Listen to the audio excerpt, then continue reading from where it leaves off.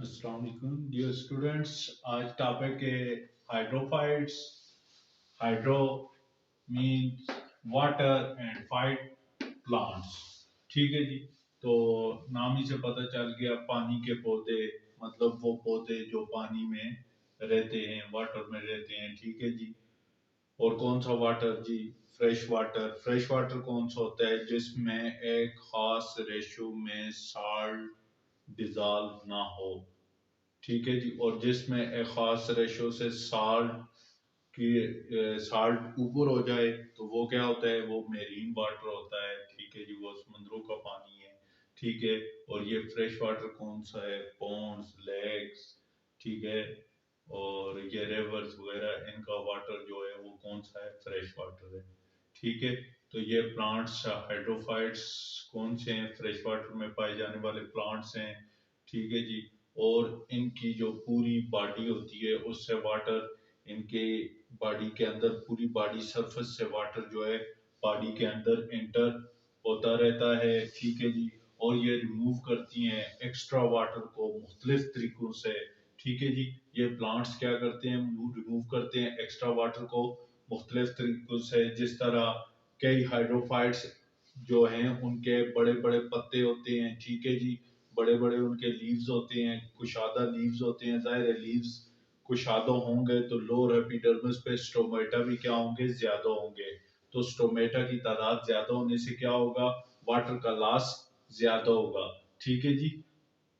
और इस तरह ये प्लांट्स क्या करेंगे? अपना होम्योस्टेसिस की एबिलिटी को बरकरार रखेंगे। और ये इनके अंदर एक ये एडाप्टेशन है किस चीज की?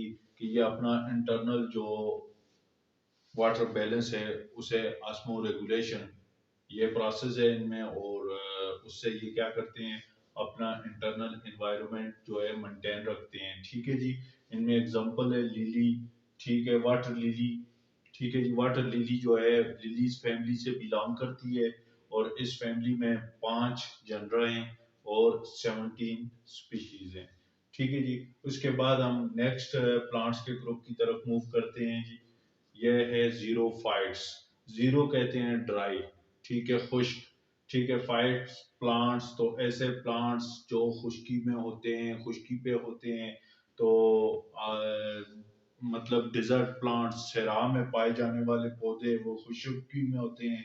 ठीक है जी। और इन प्लांट्स में अपने आप को, अपनी बॉडी के इंटरनल एनवायरनमेंट को मेंटेन रखने के लिए ये क्या करते हैं? कौन सी अडेप्टेशन है, कौन सी ये ऐसी खासियतें हैं इनमें कि ये वहाँ पे सरवाइव कर पाते हैं? तो पहली खासियत इनकी ये है कि इन पौधों की जो, इन प्लांट्स की जो रूट्स होती हैं वो बहुत डीप जाती हैं, बहुत गहराई में जाती हैं। क्योंकि ऊपर ऑलमोस्ट क्या होता है? डराई साइल होती है। तो ये वाटर एब्जॉर्ब करने के लिए बहुत डीप जाती हैं। ठीक है जी। एक तो ये है कि इस तरह इनकी वाटर की रिक्वायरमेंट पूरी हो जाती है। ठीक है जी। दूसरा क्या करते हैं? इनके लीव्स की स्ट्रक्चर इस तरह की होती है या साइज इस तरह का होता है कि उन पे स्टोमेटा की तादाद क्या होती है? कम होती है, जिससे वाटर लॉस कम होता है। अच्छा, इसके साथ साथ एक और बात कि इनकी बॉडी, इनकी सरफेस जो होती है, इनकी बॉडी सरफेस पे एक वैक्सी सब्सटेंस होता है जिसे क्यूटिकल कहा जाता है। और इसका फंक्शन क्या है? इसका फंक्शन भी to reduce loss of water है। ठीक है जी। इन प्लांट्स की एग्जांपल में हम देखते हैं कैक्टस, सिंगुलर कैक्टस है, और प्लूरल इसका करें तो कैक्टाई, कैक्टी। ठीक है जी। कैक्टी जो है ये क्या करता है? ये अपना जो वाटर होता है, एक्स्ट्रा वाटर होता है, वो स्टोर करता है किस में? अपनी स्टेम में या रूट में।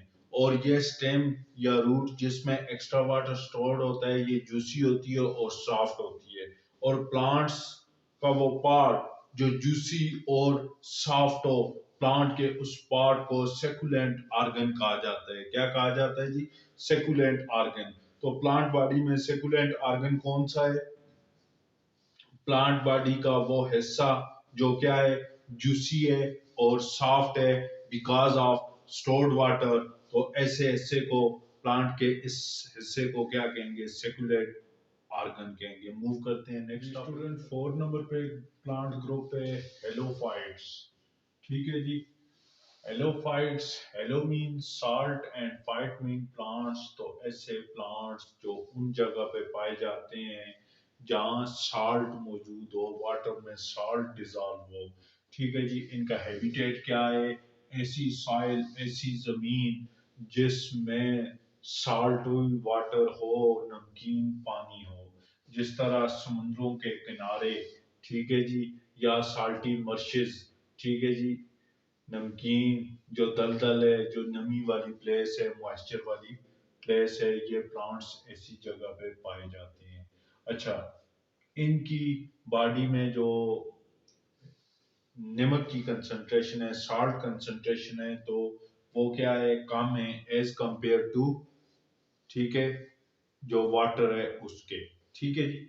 अब देखें, बॉडी में सॉल्ट कंसंट्रेशन कम है और इर्द गिर्द इन्वायरमेंट में क्या है, ज्यादा है, तो वाटर मूव करना चाहिए बॉडी से बाहर। जाहिर है साल्ट कंसंट्रेशन कम है तो वाटर अंदर ज्यादा है, तो वाटर को बाहर मूव करना चाहिए।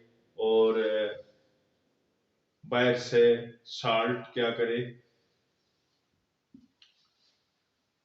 ठीक है जी। अब होता क्या है जी, ये प्लांट्स कौन सी अडेप्टेशन अख्तियार करता है सरवाइव करने के लिए? ठीक है जी, ऐसे जमीन पे जो साल्टी वाटर हो, जिसमें ये प्लांट्स क्या करता है, वाटर मूव करता है, कोशिश करता है क्या है, प्लांट बॉडी से बाहर जाने की। क्यों? क्योंकि अंदर कंसंट्रेशन वाटर की ज्यादा है as compare to outside the environment. क्योंकि बाहर क्या है, साल्ट की कंसंट्रेशन ज्यादा है, मतलब सॉल्यूट ज्यादा है, और अंदर सॉल्वेंट ज्यादा है, तो अंदर से सॉल्वेंट बाहर जाने की कोशिश करेगा।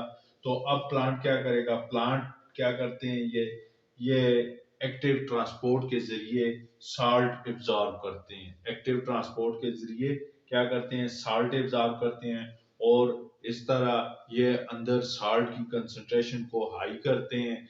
जब साल्ट की कंसंट्रेशन हाई हो जाती है तो अंदर से पानी बाहर नहीं जाता, बल्कि बाहर से पानी अंदर आ जाता है।